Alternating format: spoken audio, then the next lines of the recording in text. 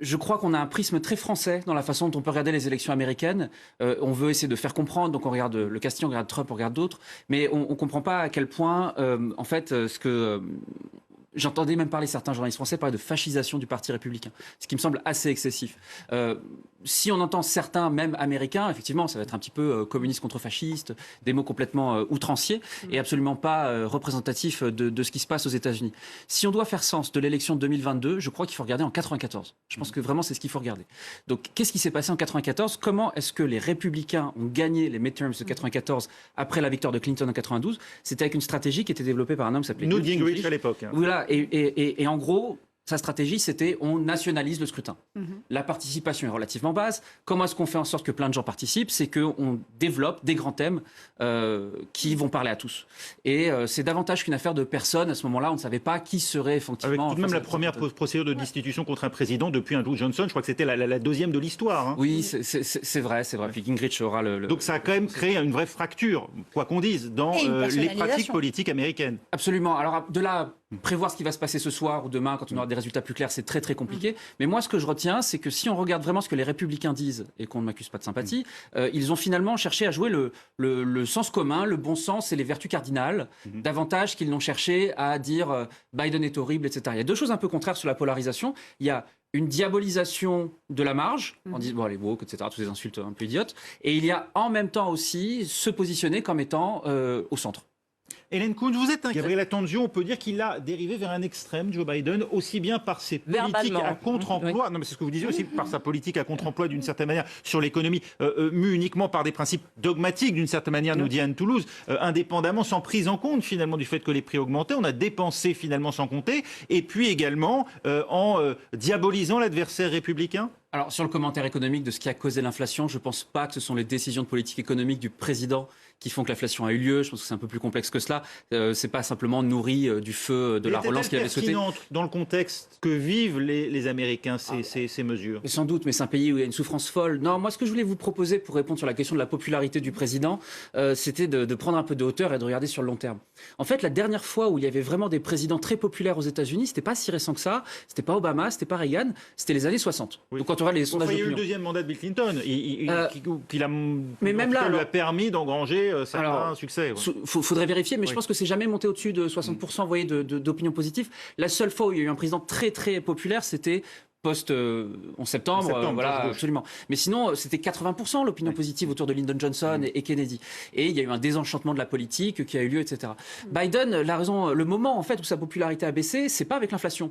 Si on regarde vraiment les sondages d'opinion, c'est pendant l'été 2021. Donc 6 mois après son élection, ce qui est assez normal. C'est toujours un peu un dip comme ça, une chute qui a lieu, voilà.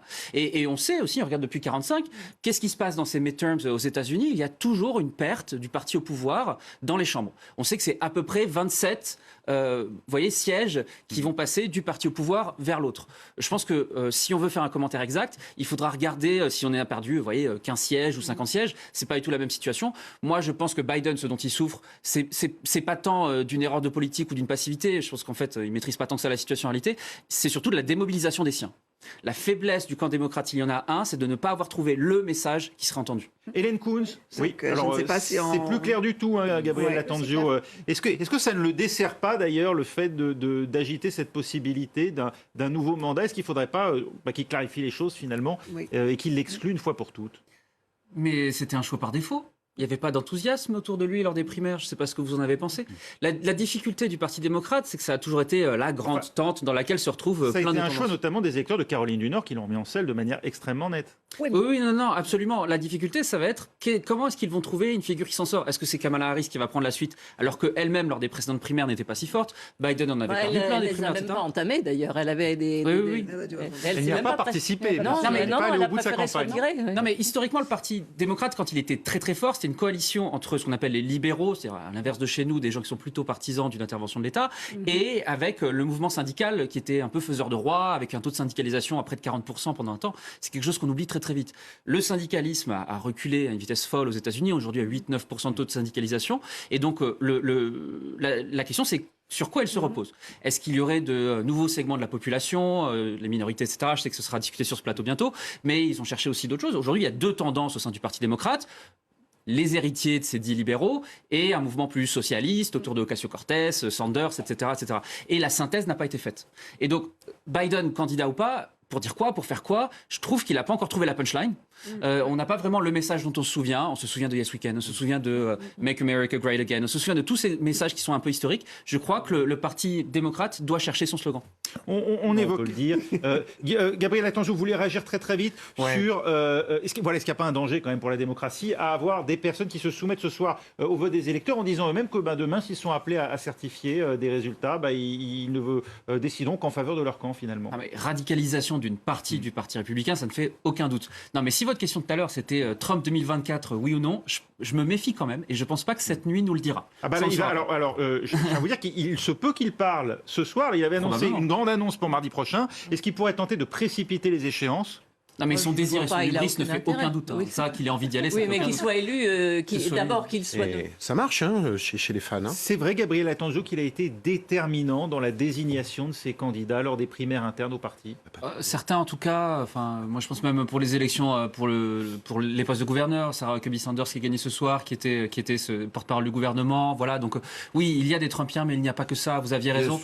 Il me semble que, en fait, la raison pour laquelle il prend la parole aujourd'hui, c'est parce que précisément, il veut occuper l'espace et il craint de ne pas être une évidence. Et il ne l'est pas.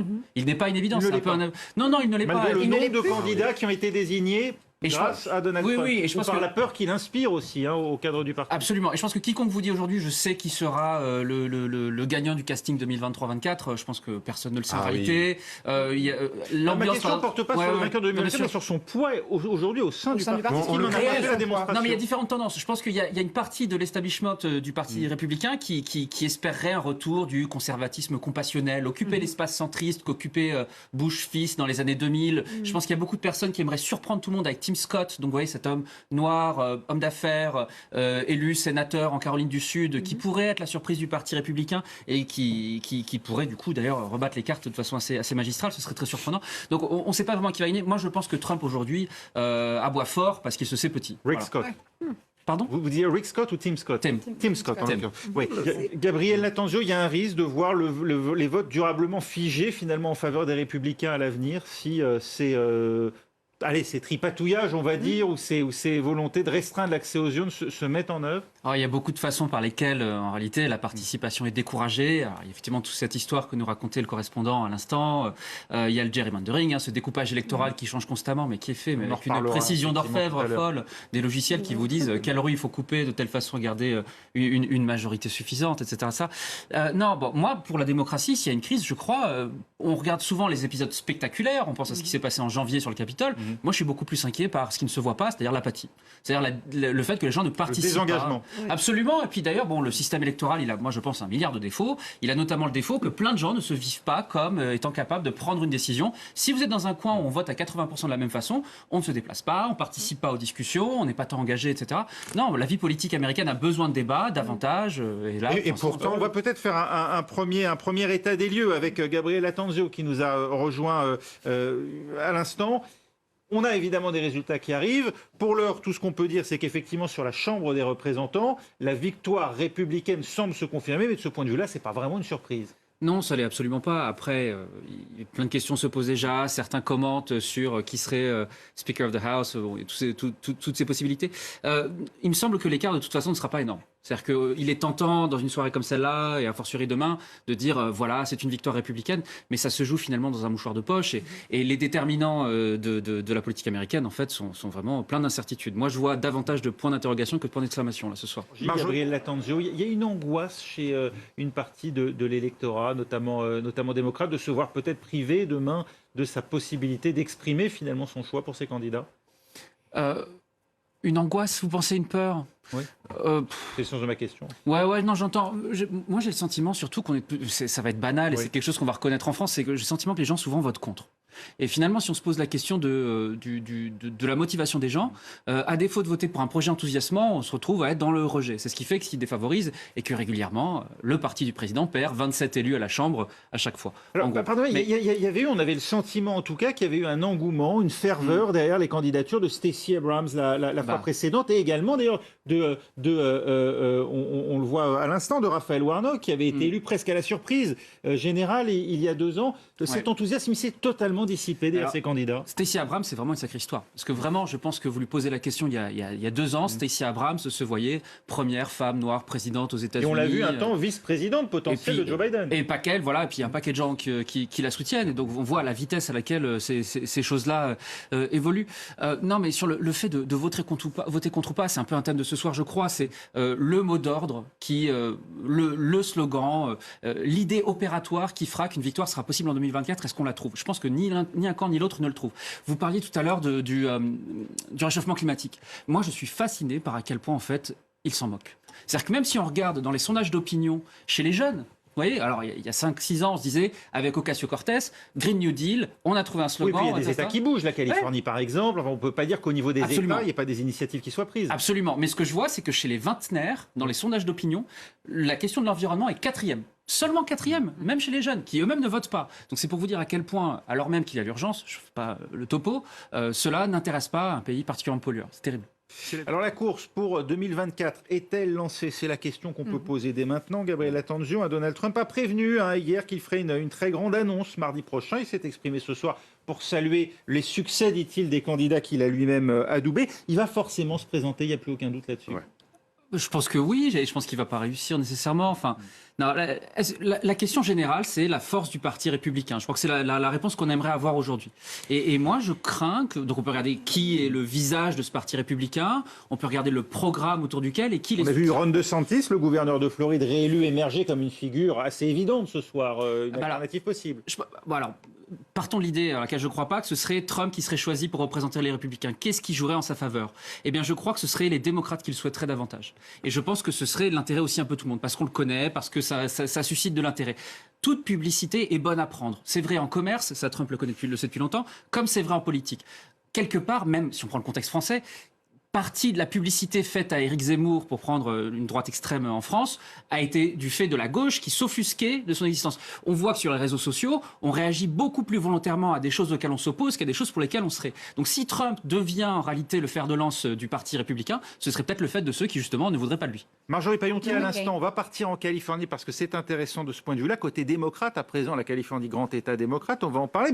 Mais Joe Biden peut-il, d'après vous, encore se représenter ? Est-ce possible ? Est-ce Kamala Harris, est-ce qu'elle a, elle aussi, levé les doutes qui pesaient sur une éventuelle candidature ? Gabriel Attanzio et Stephen Dreyfus. Moi, je suis persuadé que Biden n'ira pas. Mais vraiment, c'est une affaire de capacité cognitive. Kamala Harris devient du coup la favorite ou pas forcément ? Absolument pas. Il n'y a vraiment rien d'écrit, c'est vraiment grand ouvert. Je pense que c'est un vrai problème pour le Parti démocrate, c'est qu'ils n'ont pas de leadership. En réalité, ils ne l'ont pas depuis même 1 an et demi, 2 ans.